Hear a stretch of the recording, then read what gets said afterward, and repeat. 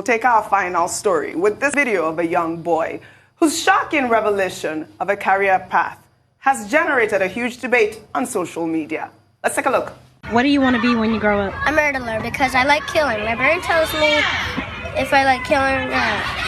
I like killing because when I first watched my grown-up killing show, myself started to like killing, and then my brain started to like tell me what to do with killing in it. So I like murders and I like killing in my life. I'm gonna kill everybody in the world except for my family because they just didn't do anything to me. I just like killing. So just any type of person, it doesn't matter?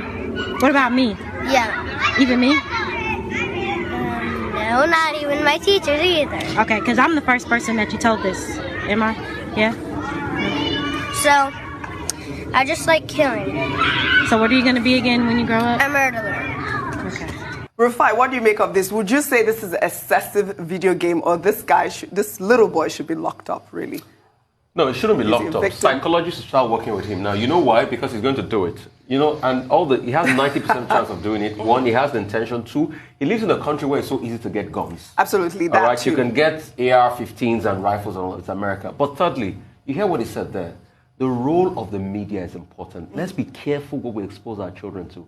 He doesn't have a reason to kill, but he says, I love the killing shows I watch. Right. So parents should be careful what their children are watching, and parents should be careful the kind of trauma their children are seeing at a certain age. You know why? He's inculcated that trauma he's seeing through the killing shows at a certain age because his brain is still in formation. And his brain has been formed for life. These are the formative years. And that's why we should be careful on how, that's why I say parenting is intentional stuff. It's not just having children. You have to be intentional. So they need to get him across to psychologists, start to watch him. But if they leave him to roam like a normal citizen, he will do it. He's in a country where you have access to guns and all of that, and he's got the motive in the head. He will kill. Tundu Abiola. I read about Jeffrey Dahmer, Ted Bundy, a bunch of serial killers, and they manifest those traits from childhood. Yes. And they start by torturing and killing animals, like a stray cat, a stray dog, and they get that bloodlust. This child is dangerous. I can also never forget the case of Jamie Bulger, the 2-year-old child whose mother turned her back in a shop in the UK. This was many years ago. I was in school, and I still remember so vividly. And these two boys, they were captured on CCTV. Terry Venables, I can never forget his name. Initially, they were child A and child B. Later, we found Terry Venables was the child A. They just came, they saw this 2-year-old boy, held him by the hand and led him out. That's the footage, and they tortured him and they killed that boy. The British public were then shown the videos of those children being interviewed by the police. Obviously, their faces were blurred and their names were Child A and Child B. And they were saying they had watched a movie called Child's Play, Chucky. I remember Chucky. Yes, and that is why they decided to kill that boy. Yeah. And one of the children was crying. But Terry Venables was completely happy, very calm, and said, yes, I killed him, and zero remorse. So there's also something in their brain, in the makeup of their brain. Psychopaths lack empathy. They cannot feel compassion for other human beings. This is a very chilling video. This boy is dangerous. Dr. Abati. Okay, what we're dealing with here is that at one level, we have an idealized vision of youth, of children. The standard belief is that children cannot kill because they are innocent. But over the years, we've seen many cases of children who kill. 13-year-old throwing a baby from upstairs, young school children in Colorado, in Texas, and other places going to school with guns and killing their classmates. Now, there was an essay that was done by the New York Times, December 14, 1996, in which, there was an attempt to look at all of this. And that essay is very instructive. It pointed out a number of issues. One, about psychiatric problems.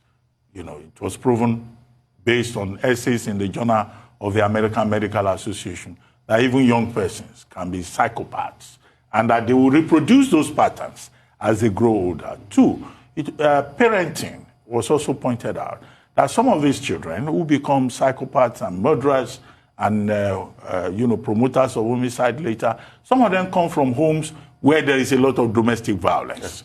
And they grow up believing that violence is the norm. The third point, of course, has to do with, the fact that some parents, which is the point that Rufai was making, do not pay enough attention to how their children grow up. They just abandon them, and these children are nurtured, by other forces within the environment, particularly now that there's a lot of violence in, popular culture. Right. So these are some of the problems. The concept is that of the battering child, the child, who just grows up and he wants to kill. And it's unfortunate that we have this demonstration of a child saying he would love to kill. But he made an exception. He says, except members of his family. Yes. But who knows whether his psychosis will not grow to a level where even members of his family will not be helped. So I think that, he needs help. Absolutely. As has That's been the pointed out. first thing they have to do immediately. They have to take this boy and get him help, the help that he needs. But like I was saying, I also feel that he is a victim of what we put out there. I really do want to say that. Yes, that too is another very strong argument. Well, that's all I have for you on What's Trending today. I will see you all next week.